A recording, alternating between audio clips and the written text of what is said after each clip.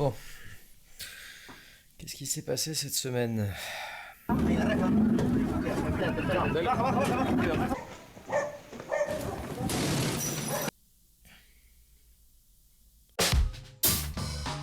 Salut à tous, moi c'est Franck, j'ai les cheveux gras et je vous présente votre Morning Brew. Nous sommes à Vittel, en France, où les propriétaires d'un salon de coiffure ont eu une idée que, sincèrement, je suis un petit peu deg de pas avoir eu avant eux. Fabrice et Anthony, les propriétaires donc, ont décidé d'acheter une licence 4 pour leur établissement. S'il y en a d'entre vous à qui ça ne dit rien, une licence 4, en fait, c'est ce qui permet à un bar, par exemple, de vendre des boissons alcoolisées et encore plus spécifiquement de les vendre sans forcément les accompagner d'un plat chaud comme dans un restaurant. Cela veut donc dire que si un jour vous passez à Vittel et que vous passez par le salon Le Studio pour une petite coiffure, vous pourrez tranquillement siroter un petit whisky, un Ricard, une bière, du vin, etc. Bref, j'en passe, pendant qu'on s'occupe de votre tignasse. Direction l'Oregon, dans la ville de McMinnville, où un collège a été confiné suite à une alerte concernant un objet dangereux. En effet, quelqu'un avait repéré dans l'herbe non loin de la piste d'athlétisme, ce qui ressemblait très fortement à une grenade à fragmentation. Forcément, un truc comme ça déconne vraiment pas, donc on sort les gros moyens. On appelle la police, on contacte une équipe de démineurs de la police d'État, on sort le drone, et on se rend compte que c'est juste un porte-canisac. Les sacs à caca, oui. Mais bon, on peut quand même comprendre la confusion quand on voit la photo partagée par la police de la ville sur leur page Facebook. Et si vous voulez obtenir ce superbe objet pas du tout stupide, ni beauf et complètement lolilol, vous le trouverez pour seulement 15,95$ sur Amazon.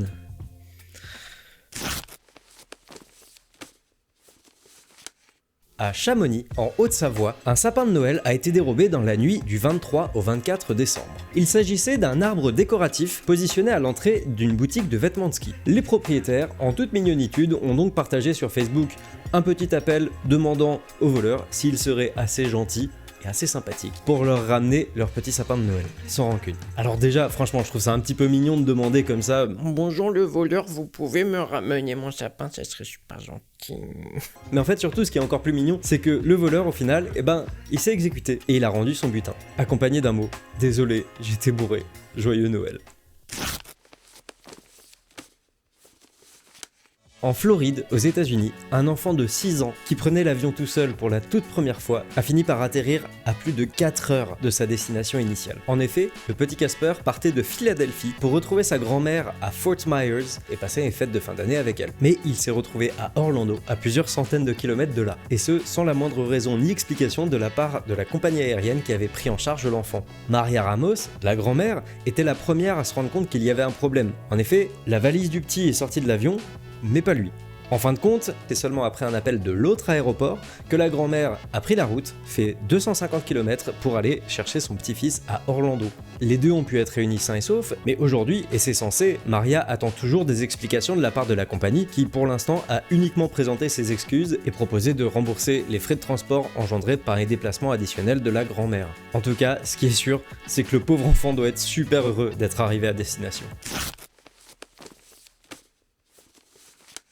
On descend en Amérique du Sud, dans la petite ville de Huaral, je crois que ça se prononce comme ça, au Pérou, où un Père Noël un peu atypique est venu rendre visite à de vilains petits garnements. Atypique parce que lui, plutôt que de descendre par la cheminée et vous offrir des cadeaux, il sort de l'arrière d'un van, il déboîte la porte à coups de massue et il vous enfile les menottes. Et oui, à Huaral, le Père Noël et ses lutins, c'est des flics de la brigade des stupes sous couverture qui profitent de l'effet de surprise du déguisement pour prendre les malfrats au dépourvu. Et apparemment ça marche, parce que ça fait déjà au moins 3 ans que cette technique est utilisée par les forces de l'ordre aux alentours de la capitale du Pérou pendant les fêtes de fin d'année. Moi perso maintenant, je veux juste les voir se déguiser pour chaque fête. Genre à Pâques, un lapin avec un marteau quoi.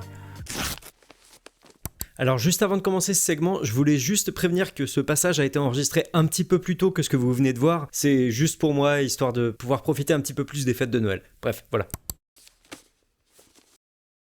Alors, Pour cette semaine dans l'histoire, je voulais vous parler de l'ouverture du pont de Manhattan, qui a eu lieu en 1909, donc il y a 114 ans maintenant. Les travaux ont commencé en 1901, et c'est seulement 8 ans plus tard que le public a pu marcher sur le pont. Pont qui en plus n'était même pas fini, puisqu'il a fallu attendre 1912 pour la fin des travaux. Alors c'est un pont qui a pris énormément de temps à construire, parce qu'en vrai c'est un beau bébé, il fait 2090 mètres, donc ça fait quand même plus de 2 km, et il relie donc Brooklyn et Manhattan, deux parties de la ville de New York qui sont séparées par la East River. Du coup, comme je le disais, c'est un édifice absolument monstrueux qui aujourd'hui contient 7 voies routières, 4 voies de métro, une voie piétonne et une voie pour les cyclistes, le tout étant réparti sur 2 étages. C'est le deuxième pont construit dans la ville de New York et il a été seulement devancé d'une trentaine d'années par le Brooklyn Bridge, que je pense que beaucoup de gens connaissent aussi de la pop culture. D'ailleurs, du coup, pour parler de la pop culture, le pont de Manhattan est un endroit devenu emblématique qui apparaît autant dans les jeux vidéo que dans les séries, films, etc. Pour en citer quelques-uns, il y a par exemple ce plan extrêmement connu de Il était une fois en Amérique.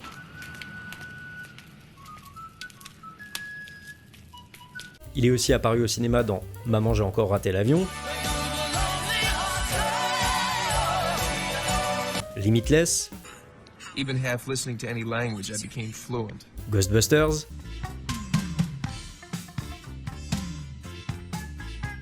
il a été aussi remodélisé dans GTA 4, dans The Division. Ouais, voilà, vous l'avez compris, c'est un endroit extrêmement emblématique qui a ouvert ses portes au public il y a maintenant 114 ans.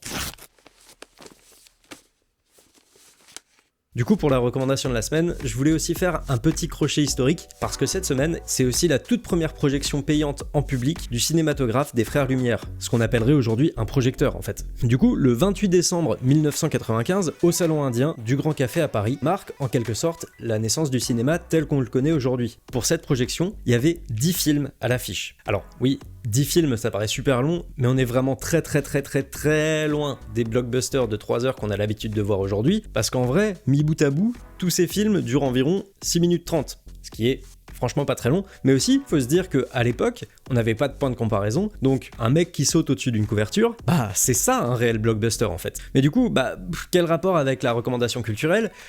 Je vous parle de ça parce que je vous ai fait une petite playlist avec les 10 films de ce jour-là. Alors franchement, il y a des trucs complètement anodins, genre un bébé qui mange ou des gens qui sortent d'une usine, que la plupart d'entre vous connaissent très certainement, mais faut se dire qu'à l'époque, voir des images en mouvement, c'est un truc qui est extrêmement rare, et ouvert au public, c'est encore plus rare. D'ailleurs, tant que je suis dans la recommandation, petite recommandation bonus, si vous n'avez pas vu le film Babylone de Damien Chazelle qui est sorti en 2022 si je me trompe pas, allez le voir si vous pouvez, parce que en vrai, au-delà d'une histoire d'amour qui est déjà très chouette juste à elle-même, le tout consiste d'une espèce d'ode au cinéma qui se déroule des années 20 aux années 50 si je me trompe pas. Franchement, c'est un super film et pour le coup, oui, lui, il dure vraiment plus de 3 heures.